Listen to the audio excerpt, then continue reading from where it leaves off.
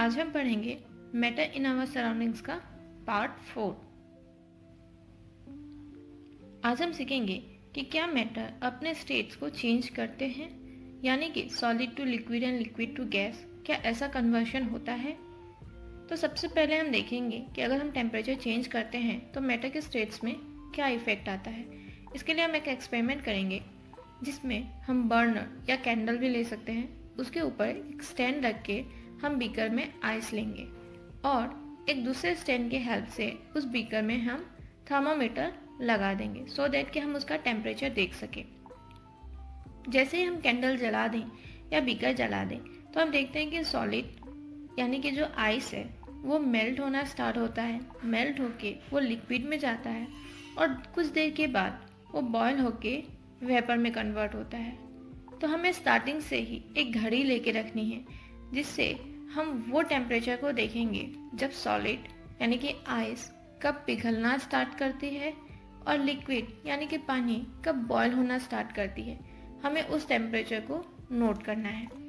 और एक और चीज़ बात देखनी है कि जब वो सॉलिड मेल्ट होना स्टार्ट होता है और कम्प्लीटली लिक्विड तक बदलने में क्या कोई टेम्परेचर चेंज होता है या टेम्परेचर कांस्टेंट रहता है।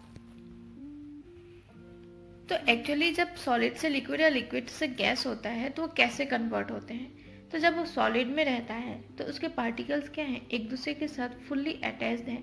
उनके अंदर स्पेस बहुत कम है और फोर्स ऑफ अट्रैक्शन बहुत ज़्यादा है।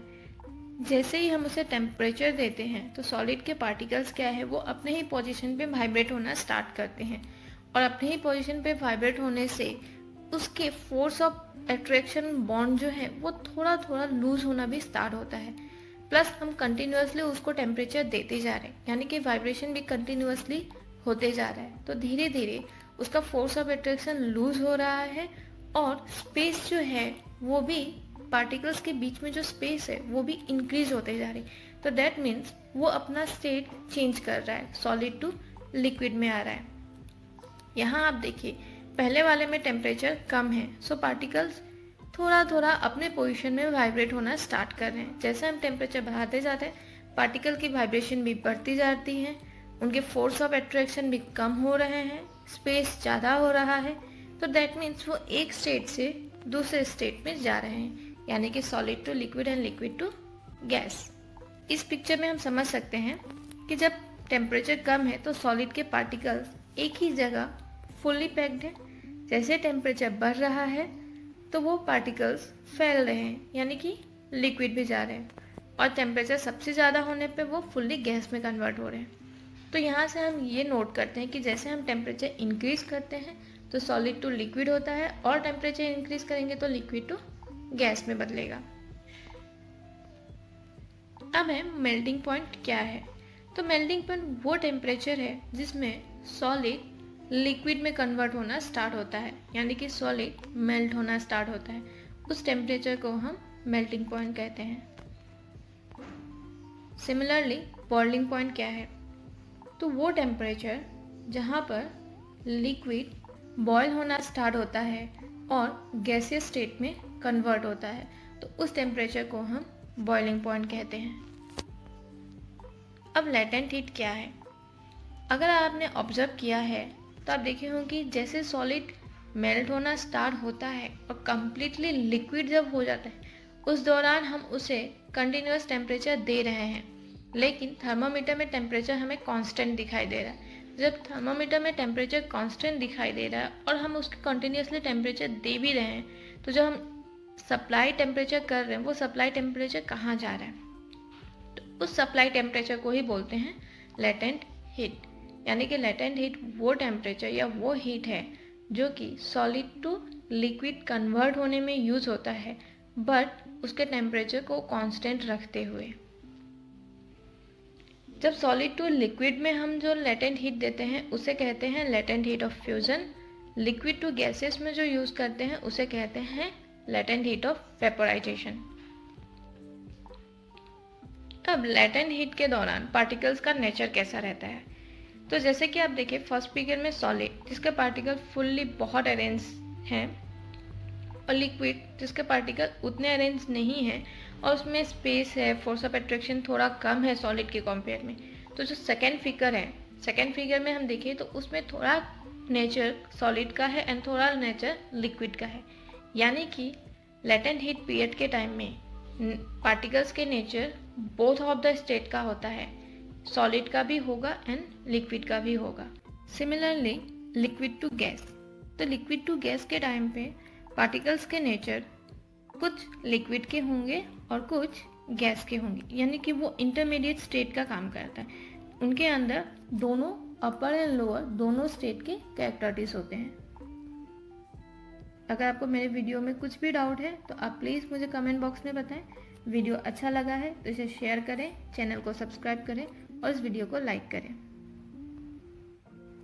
अब है सब्लिमेशन। तो सब्लिमेशन को हम एक एक्सपेरिमेंट से समझेंगे, जिसमें कि एक चाइना डिश में हम एमोनियम क्लोराइड लेंगे, उसके ऊपर फनेल रख देंगे और फनेल का जो एंडिंग पॉइंट है उसे हम बंद कर देंगे। चाइना डिश के नीचे हम बर्नर रखेंगे और उसे जला देंगे। या फिर इसे हम ऐसे एक्सपेरिमेंट हम नॉर्मली अपने घरों में भी किए हुए हैं। जब हम पूजा करते हैं तो हम क्या करते हैं, कपूर जलाते हैं। तो कपूर जलाते हैं तो हम क्या देखते हैं कि कपूर पूरे तरीके से जल के उसका स्मेल हमें मिलता है, यानी कि कपूर जल के गैसेस स्टेट पे जा रहा है, सॉलिड टू गैस में आ रहा है, इन बिटवीन लिक्विड पे वो नहीं आ रहा है।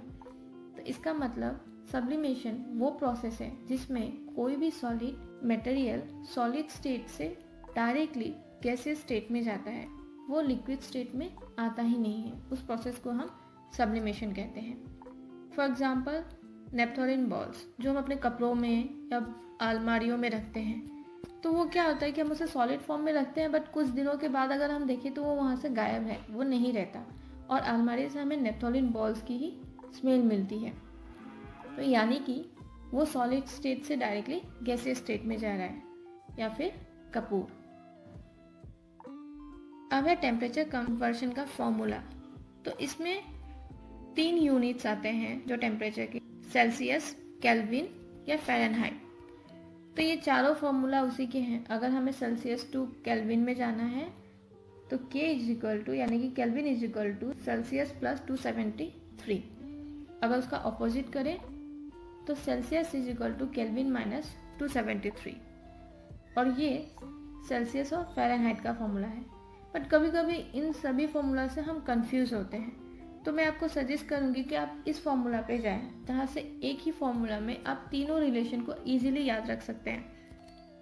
C/5 is equal to F minus 32/9 is equal to K minus 273/5। अगर मान लीजिए हमें C और F में रिलेशन निकालना है तो हम यहाँ से डायरेक्टली निकाल सकते हैं कि 5/9 इंटू F माइनस 32, या फिर C और K में निकालना है तो नीचे का दोनों का 5 कैंसिल हो जाएगा, तो C is equal to K minus 273। तो ये फॉर्मूला ईजी है और इससे हमें कन्फ्यूजन भी नहीं होगा। सो मैं सजेस्ट करूँगी कि आप इसी फॉर्मूला को याद रखें। अब है कि अगर हम प्रेशर चेंज करते हैं तो मैटर के स्टेट्स में क्या इफेक्ट होता है। तो अगर हम गैसियस स्टेट पे प्रेशर लगाते हैं तो वो लिक्विड में कन्वर्ट होता है, और लिक्विड में प्रेशर लगाते हैं तो वो सॉलिड में कन्वर्ट होता है। जैसे कि हम लोगों ने लास्ट टाइम पढ़ा था CNG, LPG, ऑक्सीजन गैस, तो उसमें भी हम प्रेशर लगा के ही उसका स्टेट चेंज करते हैं। इसका एक एग्जांपल है ड्राई आइस। ड्राई आइस में क्या होता है कि हम कार्बन डाइऑक्साइड को सॉलिड फॉर्म में लेके आते हैं, यानी कार्बन डाइऑक्साइड जो कि गैस है उसे हम एक सॉलिड फॉर्म में लाते हैं, और इसे ड्राई आइस इसलिए कहा जाता है क्योंकि ये लिक्विड में कन्वर्ट नहीं होता, ये सॉलिड से डायरेक्टली गैसियस में कन्वर्ट होता है, इसीलिए इसे ड्राई आइस कहा जाता है। और आइस इसलिए क्योंकि इसका टेम्परेचर बहुत ही लो होता है, ये बहुत ही ठंडा होता है। जनरली हम इसे अपने रेफ्रिजरेटर या फ्रिज में यूज़ करते हैं। अब इस वीडियो को कंक्लूड करना चाहूँगी। जैसे हम टेम्परेचर इंक्रीज करते हैं तो पार्टिकल्स वाइब्रेट होता है, वाइब्रेट होके उनके अंदर फोर्स ऑफ अट्रैक्शन कम होते हैं और स्पेस बढ़ते जाता है, जिससे कि वो एक स्टेट से दूसरे स्टेट में चले जाते हैं, यानी कि solid to liquid and liquid to gas. Melting point वो टेम्परेचर है जहाँ सॉलिड मेल्ट होना स्टार्ट होता है और लिक्विड में कन्वर्ट होता है। बॉइलिंग पॉइंट वो टेम्परेचर है जहाँ लिक्विड बॉयल होना स्टार्ट होता है और गैसीय स्टेट में कन्वर्ट होता है। सब्लिमेशन वो प्रोसेस है जिसमें सॉलिड डायरेक्टली गैसियस स्टेट में कन्वर्ट होता है और वो लिक्विड स्टेट में आता ही नहीं है। मैटर एक स्टेट से जब दूसरे स्टेट में जाता है तो उसके कुछ नाम होते हैं, जैसे कि सॉलिड से लिक्विड में अगर जा रहा है तो उस प्रोसेस को हम कहते हैं मेल्टिंग। सॉलिड से अगर गैस में जा रहा है तो उसे कहते हैं सब्लिमेशन।